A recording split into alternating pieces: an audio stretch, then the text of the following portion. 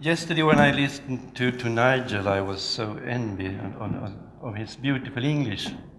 And I think it would be more fair if we reintroduced Latin as the scientific language. It wouldn't make it easier for me, but it wouldn't make it worse for you.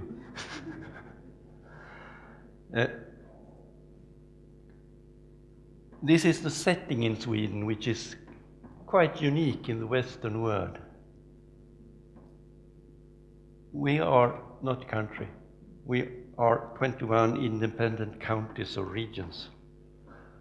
They have different definitions of what's included in primary care. In some counties, specialists are included. In some counties, physiotherapists are not included, and so on. They have their own different financing systems with different blends of capitations and fee-for-service, and they have their different P4P systems. They have different medical record systems. And even if they have the same kind of record system, the same brand, they have done modifications, which makes it not possible to talk over the county boundaries.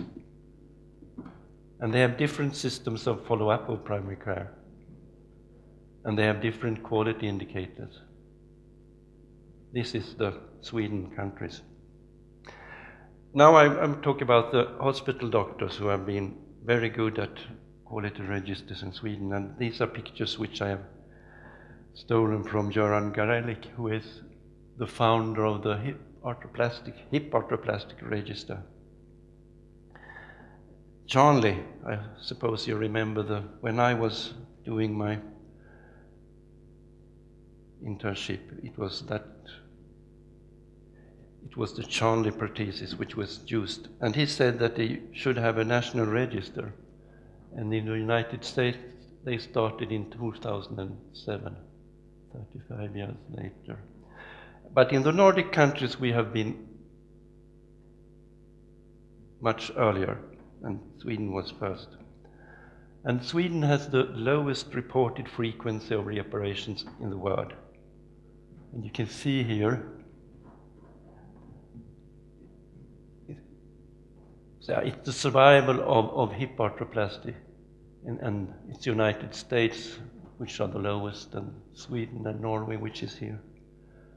And what happens if you don't have a register? This is a medical device alert which came in 2010. Do not implant this type of hip replacement. And what had happened before or after? They had to reoperate 93,000 patients in the United States at an enormous cost. And if they had had this kind of register which we had in Sweden, they wouldn't have done this for years. They had seen that this was a bad thing in half a year.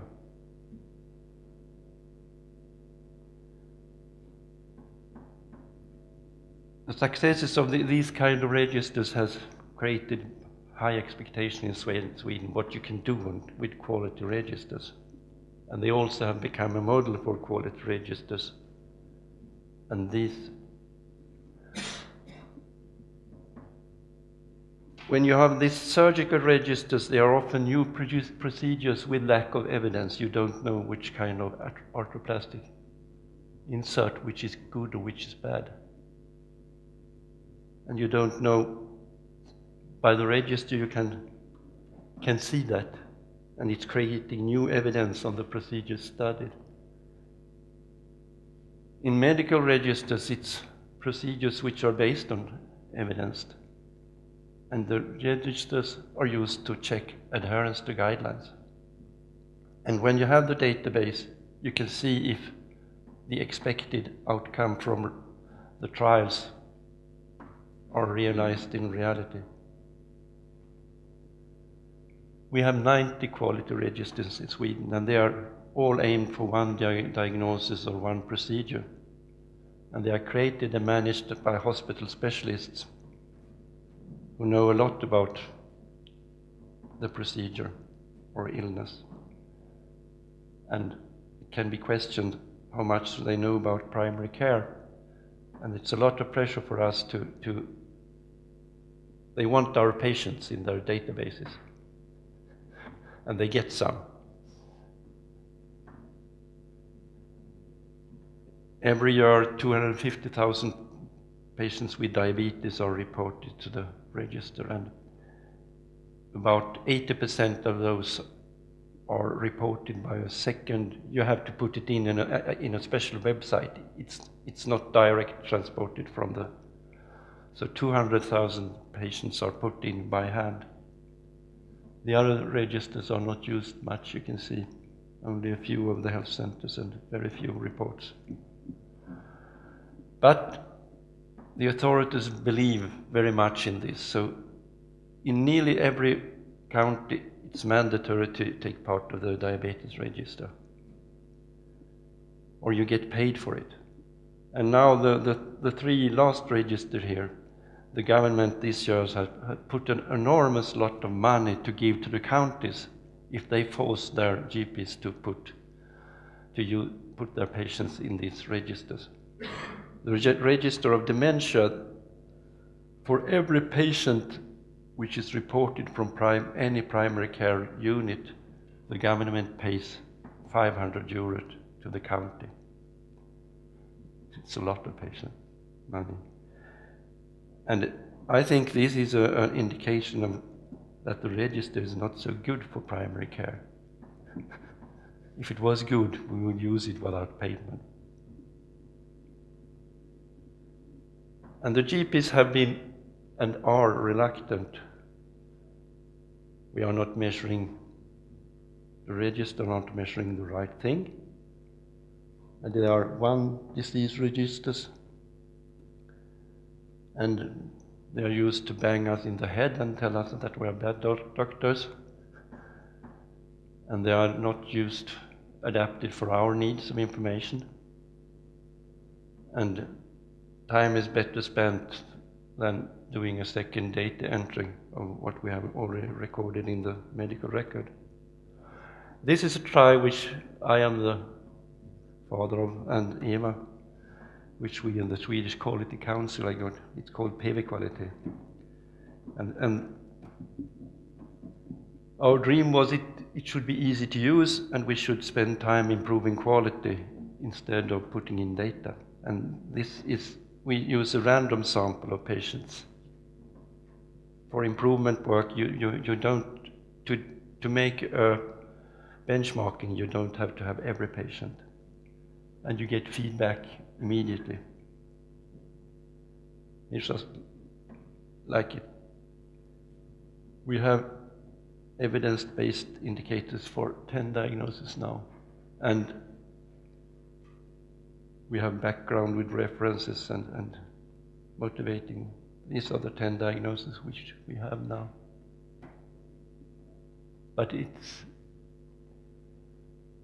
and for it's like the same. We have criteria. This is asthma. What's important for good quality? What should be measured? How do you measure it? And what goals should we aim for? And it's important to find patients with asthma and register them so you can check them. You should do the right treatment and the right follow-up. And then we have indicators like this. And then we have the instructions how to do the measurement.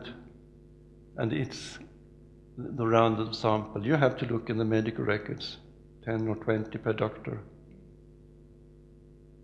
And you put in these in a form and you sum up the results. And you put in the figures here in the input form. And then 10 seconds later you can benchmark yourself and see how you are in comparison with the others. And every diagram has a background one click away. You can read are we using this indicator and what's the motive for our targets. And Now we have 310 health centers who are participating. And since it doesn't need more than 40 to 50 patients, this has supported a lot of improvement projects. But this doesn't match the criteria for a quality register. For a quality register, you have to have personal identities, so you can follow patients over time and get a database for research. So we have hard to get money for this. But now, this year, the government is increasing the funds for quality register from 80 million to 320 million per year. And then we have got money. And now we have a dream. And we think that the most important thing is to get feedback adapted to our needs. And you shouldn't have to put a lot of work in registering the data. You shouldn't have P4P, which distorts the data and distorts the intrinsic motivation. And those who are working must experience personal benefit from the register. It's not enough that it's good for the patients. It has to be good for the doctor. And by reaching this, we think we can get motivation to deliver complete and true data to use both for improvement and research. And the feedback should be benchmarking with ideals and other units, like in PV quality, which I just showed you. You should be able to choose data and presentations, and you should be able to identify the patients needing change in care. And you should have opportunity to regain your own supply data for own analysis. And this must be adapted to work in any medical record system. That's a dream. And this is an example which I created, and Per, who is sitting here, he's the creator of this model. I've stolen it from him. Does our routine work? Do we do the checkups that we should do? What's the outcome for our patients? The number of complications. How common is it?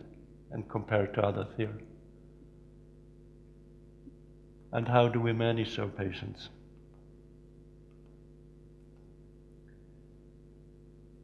Do we reach the goals?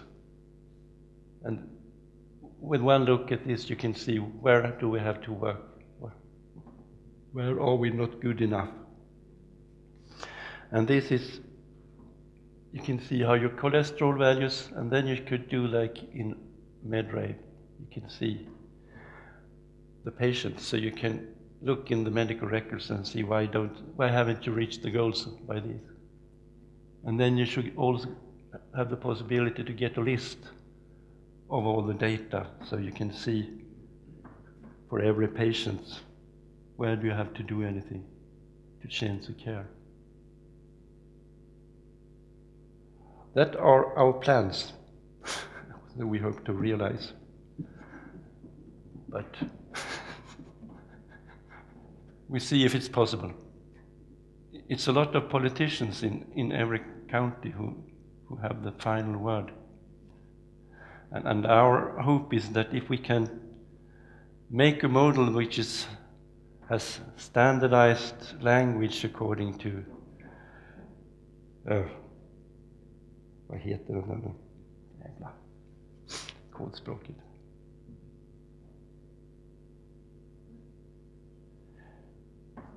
SNOMED CT. Yes, according to SNOMED CT, it could work, and we could offer the counties to get this free. That's our hope. Thank you.